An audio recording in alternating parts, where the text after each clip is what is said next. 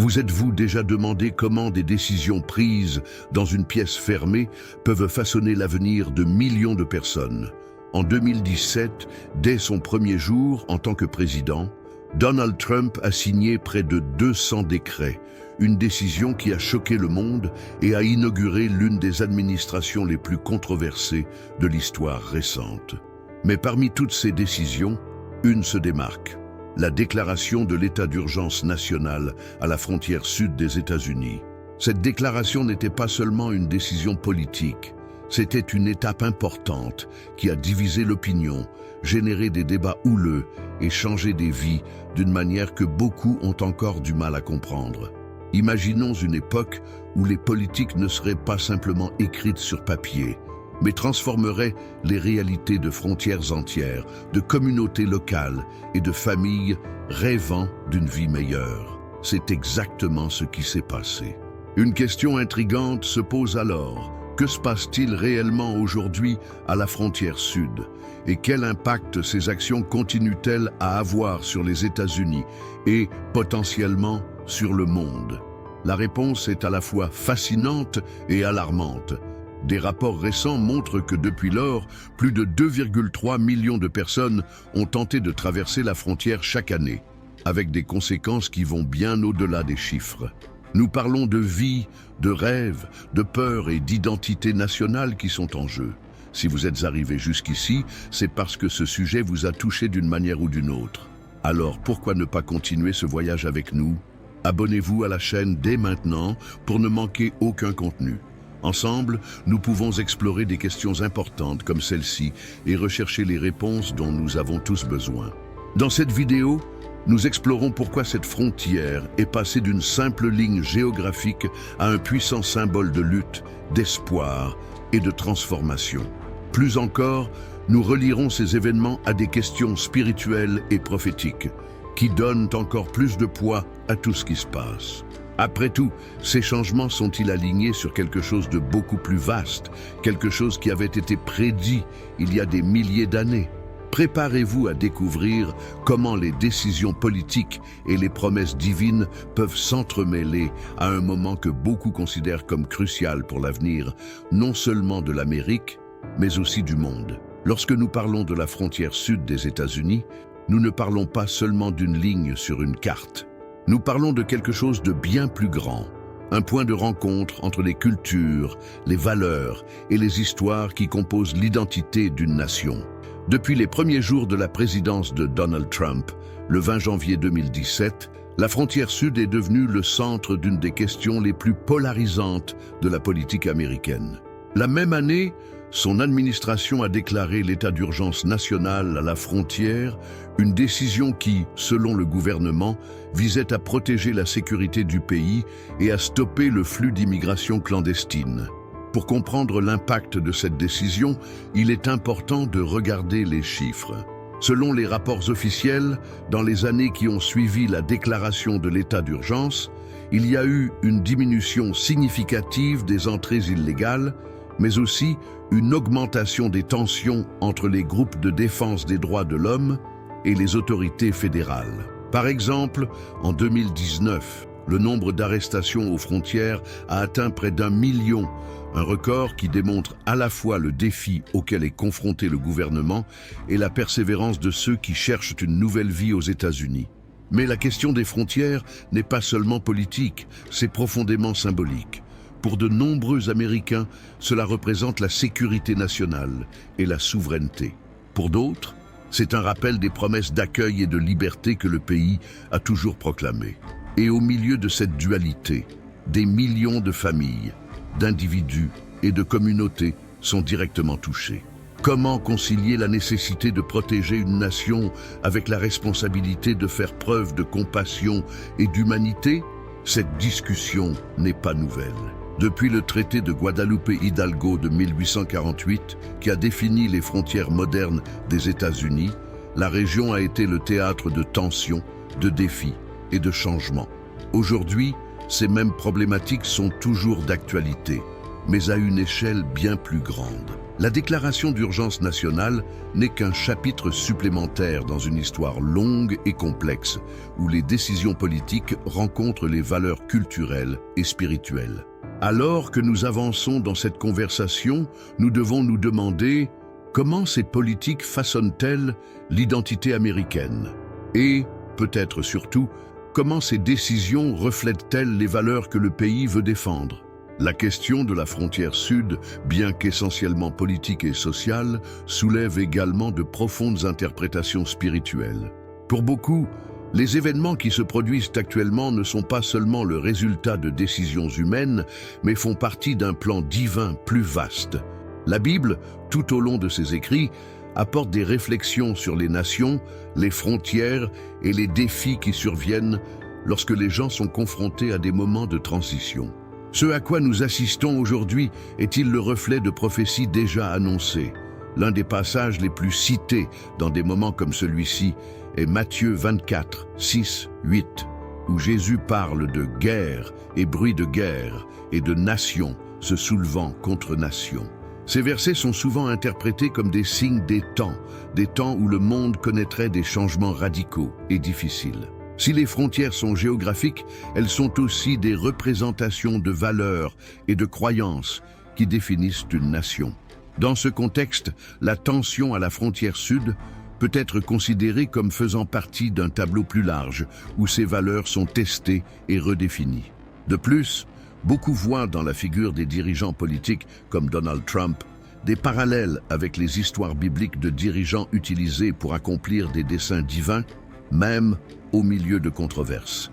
Dans la Bible, des rois comme Cyrus de Perse étaient décrits comme des instruments entre les mains de Dieu pour réaliser des plans spécifiques, même sans pleinement comprendre le rôle qu'ils jouaient. Cela soulève la question suivante. Les décisions politiques prises aujourd'hui aboutissent-elles à quelque chose au-delà de ce que nous pouvons voir? Cependant, la perspective spirituelle ne doit pas ignorer l'élément humain. La compassion est au cœur du message chrétien, comme le démontre Matthieu 25, 35, « J'étais un étranger et vous m'avez accueilli ». Alors que beaucoup estiment que la protection d'une nation est cruciale, d'autres soutiennent que cela ne doit pas se faire au détriment de la dignité humaine ou de la prise en charge des personnes vulnérables. Le moment actuel nous invite à réfléchir. Comment concilier sécurité et compassion? Sommes-nous simplement témoins de mouvements politiques ou de quelque chose de plus vaste, d'un appel à repenser qui nous sommes en tant qu'individus et en tant que société?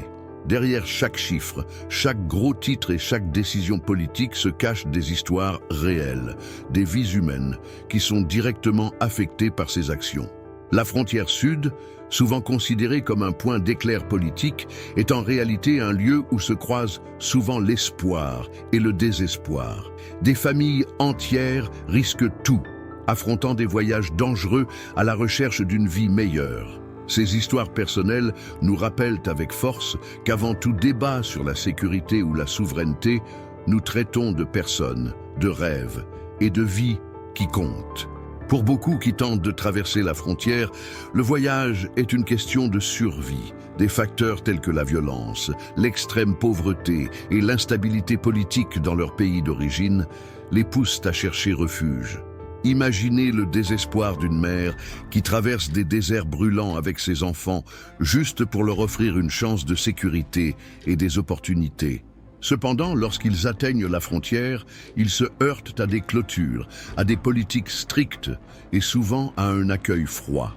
Ces individus ne sont pas seulement des chiffres dans les rapports, ce sont des êtres humains qui luttent pour un avenir. Parallèlement, des communautés locales existent des deux côtés de la frontière. Pour eux, la question n'est pas moins complexe.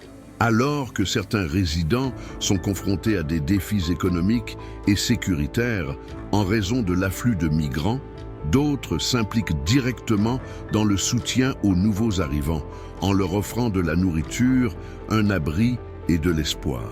Cette dichotomie révèle l'essence d'un dilemme moral. Comment pouvons-nous protéger nos frontières sans perdre l'humanité dans le processus? L'empathie devient le fil conducteur de ce scénario. Elle nous appelle à écouter les histoires, à comprendre les contextes et à réagir avec compassion. cela ne signifie pas ignorer le besoin de sécurité, mais plutôt trouver des moyens de relever ces défis sans déshumaniser ceux qui cherchent une nouvelle vie. En tant que société, nous sommes mis au défi de regarder au-delà des statistiques et des politiques et de voir les gens qui se cachent derrière elles. Ce moment de l'histoire n'est pas seulement l'occasion de débattre de politique, mais aussi de pratiquer l'empathie dans sa forme la plus profonde. Après tout, c'est dans les décisions que nous prenons en temps de crise que nous révélons les valeurs que nous défendons véritablement. Nous vivons à une époque de changement rapide, où les décisions prises aujourd'hui ont le pouvoir de façonner non seulement le présent, mais aussi l'avenir des générations. La situation à la frontière sud des États-Unis en est un parfait exemple. Le rythme du changement, combiné à son impact humain et politique, crée un sentiment d'urgence qui ne peut être ignoré. Cependant, des moments comme ceux-ci nous invitent également à faire une pause, à réfléchir et à penser au-delà de l'immédiat.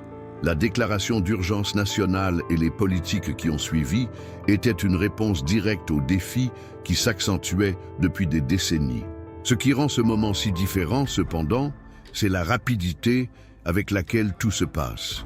Les politiques d'immigration changent, la dynamique communautaire se transforme et les tensions sociales se transforment. Ils sont plus évidents que jamais. Ces changements nécessitent une action immédiate, mais également une compréhension plus approfondie des implications à long terme. Réfléchir à ces événements signifie aller au-delà des réactions instantanées et considérer des questions difficiles. Comment les mesures prises aujourd'hui affecteront-elles les communautés frontalières dans 5, 10 ou 20 ans? Quel sera l'héritage qui sera laissé aux générations futures? Plus important encore, ces décisions reflètent-elles les valeurs que nous souhaitons définir notre société? Ce sont des questions qui nécessitent un équilibre entre pragmatisme et empathie. L'urgence ne doit pas nous conduire à nous précipiter aveuglément, mais plutôt à agir en connaissance de cause. Le moment est venu de rechercher des solutions durables qui tiennent compte des nuances de la situation et qui donnent la priorité à la sécurité et à la dignité humaine. Ce qui est en jeu ici n'est pas seulement la question de la politique d'immigration ou des frontières, mais aussi qui nous sommes en tant que société et ce que nous sommes prêts à faire pour défendre nos principes. La réflexion est donc aussi cruciale que l'action. Il est désormais temps de réfléchir attentivement, d'agir de manière responsable et de veiller à ce que les décisions prises aujourd'hui contribuent à un avenir plus juste et plus équilibré. Le défi est grand, mais la possibilité de faire une différence est encore plus grande. Nous sommes confrontés à un moment décisif où les décisions prises aujourd'hui auront des répercussions pendant des décennies. La frontière sud des États-Unis n'est plus seulement une question politique et est devenue le symbole de quelque chose de bien plus vaste. Les valeurs qui définissent une nation, la recherche d'un équilibre entre sécurité et compassion et surtout la compréhension de notre humanité partagée. Ces questions nous mettent au défi de regarder au-delà des clivages idéologiques et de réfléchir à ce qui compte vraiment. L'histoire nous montre que les frontières ne sont pas seulement des lignes physiques qui divisent les territoires. Ils sont aussi le reflet d'identités culturelles, de valeurs sociales et de défis communs. Aujourd'hui, cette ligne frontalière sud est une scène de transformation où se heurtent rêves, peurs et espoirs. Les familles risquent tout pour un avenir meilleur, tandis que les communautés sont confrontées à des tensions croissantes. Dans ce scénario complexe, nous sommes appelés à agir avec sagesse, empathie et responsabilité. Aussi difficile que puisse paraître ce moment, il nous offre également une opportunité unique. Une opportunité de repenser les systèmes, de remettre en question les normes et de trouver des solutions justes et durables. Plus que cela, c'est l'occasion de réfléchir à ce qui définit véritablement notre caractère en tant que société. Sommes-nous capables de construire un avenir où sécurité et dignité vont de pair? Serons-nous capables de transformer les barrières physiques en ponts de compréhension? En réfléchissant à ces questions, nous devons nous rappeler que même en période d'incertitude, nous avons le pouvoir de façonner l'avenir. La frontière sud n'est pas seulement un problème à résoudre, c'est un appel à l'action et à la réflexion. Cela nous rappelle que, au milieu de la complexité, nos décisions doivent être guidées par des principes qui valorisent à la fois la protection et l'humanité. Face à ce qui nous attend, c'est à chacun de nous de décider comment y contribuer.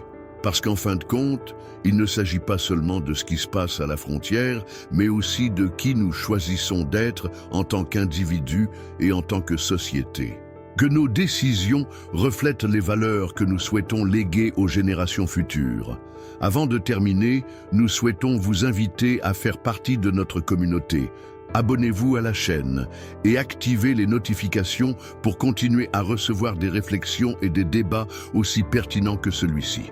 Votre présence ici fait la différence et nous avons hâte de vous voir dans la prochaine vidéo.